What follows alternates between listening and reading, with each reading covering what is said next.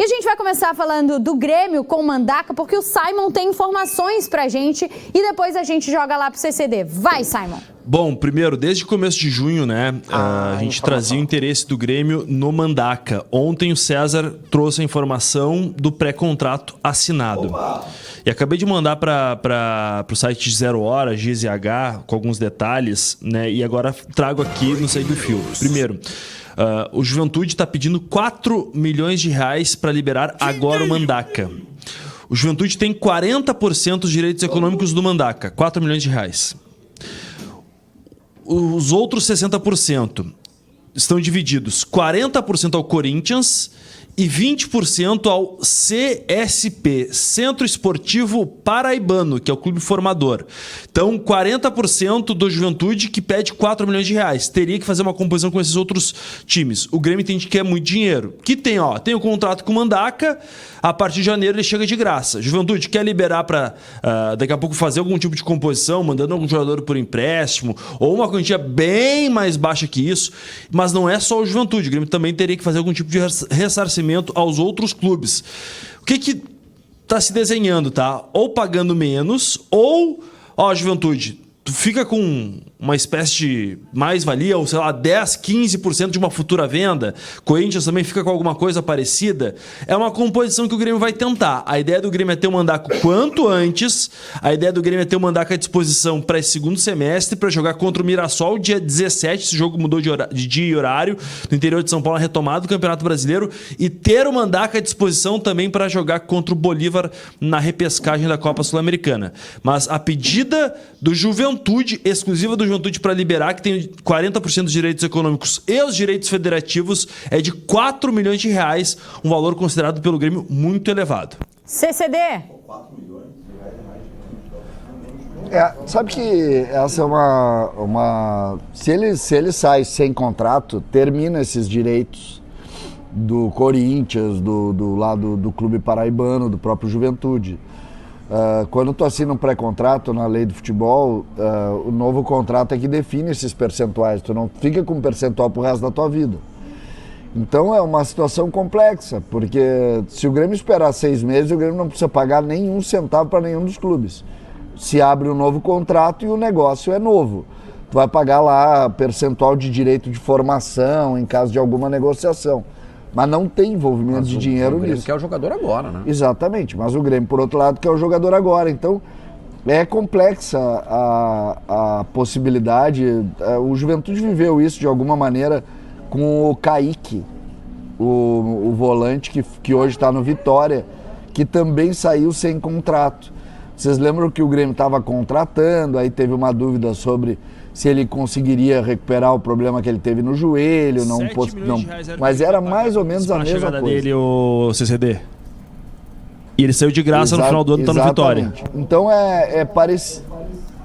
Exatamente. Então é parecida a situação e eu sinceramente acho nesse momento que o Grêmio ele não vai tomar nenhum tipo de posição muito extrema, não vai fazer esse pagamento que está sendo citado, em razão de todas as negociações. Se o Grêmio for precisar exercer o direito de compra, como o caso aí, não vai se desenvolver nesse sentido, e eu acho que não é bom para ninguém. Cacau, se eu fosse... Não é bom pro jogador, não é bom pro Juventude, não é bom para os clubes que têm aí algum percentual e também não é bom pro Grêmio. Acho que o debate a gente precisa avançar no debate sobre o Grêmio. Zero clubismo aqui, tá? Mas o Grêmio perdeu Vieri e Arthur. E o Grêmio contratou o Wallace e Mandaca. E o centroavante, o Matheus Nascimento. Deixa eu trazer um Mac e Gustavo Martins ainda. Tem um outro detalhe, e o Pedro Gabriel, tá? Eu também coloco o Pedro Gabriel como uma possibilidade pro Grêmio lucrar bastante nessa janela de transferências que tá muitas dívidas, tá? É mais um nome que a gente não tá falando muito. Só um outro detalhe, tá, César? Eu fui buscar no regulamento da Copa do Brasil, porque a gente se acostumou muito. O Grêmio tá na Copa do Brasil ainda, enfrenta o Mirassol, não nesse jogo que eu referi, mas no começo de agosto. Antigamente, e essa regra mudou em 2025, tá? O jogador que tinha atuado uma vez por uma equipe na Copa do Brasil não poderia defender outro time. Agora pode, mas tem algumas travas. Eu fui consultar o regulamento aqui, também consultei o meu assessor jurídico, Cristiano Munari. O Grêmio tá buscando jogadores de nível de Série B, né? Jogadores oriundos da segunda divisão, mas que já jogaram a Copa do Brasil. O Wallace jogou, o Diego Caito, especulado, jogou também pelo Goiás, e o próprio Mandaca. Mas tem um detalhe, o Grêmio pode inscrever 3 jogadores que já tenham jogado a Copa do Brasil até a 5ª fase. As 8ª, que é a etapa que o Grêmio tá contra o Mirassol, é a 6ª fase. Ou seja, se daqui a pouco o Grêmio contratar um 4º jogador que já tenha jogado a Copa do Brasil, vai ter que fazer uma escolha. Só 3 para inscrever. Então também tem esse critério pra gente começar a analisar. Daqui a pouco o Grêmio vai ter que fazer uma escolha de quem colocar e quem não inscrever na Copa do Brasil. Sim, mas eu acho que nesse momento a preocupação, sinceramente, é sobre montar um time competitivo no Campeonato Brasileiro para escapar da segunda divisão. Eu insisto, tá? Eu insisto num ponto que eu sei que o Grêmio perdeu sem Arthur e sem Vieri, eu não sou bobo aqui, mas eu insisto sobre a crise dos clubes brasileiros. Nenhum time vai estar mais forte. Então o Grêmio precisa minimizar as suas perdas para tentar fazer um segundo turno mais seguro e escapar da segunda divisão. O Campeonato Brasileiro de 10, 12 clubes neste ano é não cair. Não cair. Este é o campeonato, para quem está em 7º, 8º no Campeonato Brasileiro para baixo, o campeonato é esse. Olhem as editorias de esporte dos outros estados e vocês vão ter noção do absurdo que tá. O futebol brasileiro quebrou, acabou a bolha, furou a bolha explodiu. Então agora é minimizar perdas, tentar montar um trabalho, e eu acho que o Grêmio corre alto risco porque perdeu força, e o Grêmio é um dos clubes que nesse momento corre mais risco, porque demorou mais tempo para entender que a bolha tinha estourado. O Grêmio fez 100 milhões de contratação em janeiro, e esse é um erro desta diretoria, não é nem das passadas. As 2 últimas diretorias do Grêmio, os 3 últimos anos do presidente Romildo e os 3 anos do presidente Alberto Guerra foram trágicos para o Grêmio, trágicos. E agora, aquele primeiro movimento do presidente Odorico também, de alguma maneira, acabou criando algum tipo de dificuldade para o Grêmio, que agora vai ter que remediar. A verdade é essa, vai precisar remediar. E remediar como? Vendendo ativo, diminuindo a capacidade do time e rezando para que o treinador encaixe um time que dê liga e o Grêmio não caia. Ô, Simon, tem um superchat pra ti aí que o Schenck pediu pra tu ler. Mário Aguiar, 7844. Bom dia, Cacau e bancada. Bom dia, CCD e Valcinho. Termo dele, tá?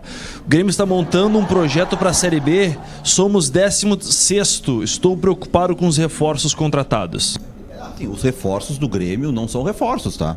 É, não tá melhorando o time com ninguém aí. Toda a aposta do Grêmio é no Luiz Castro, que ele vai fazer o time jogar mais. Eu concordo.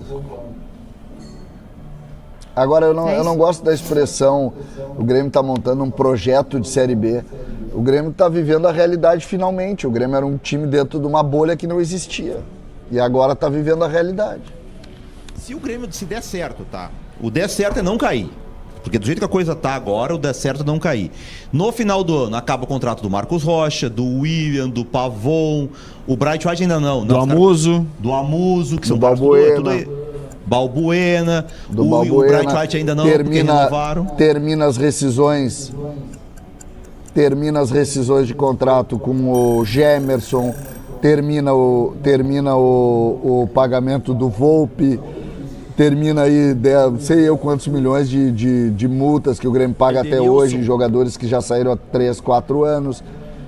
Termina de pagar, será o Simon que está mais por dentro? Será que para de pagar o Jean-Pierre e o Douglas Costa, o Cuejar?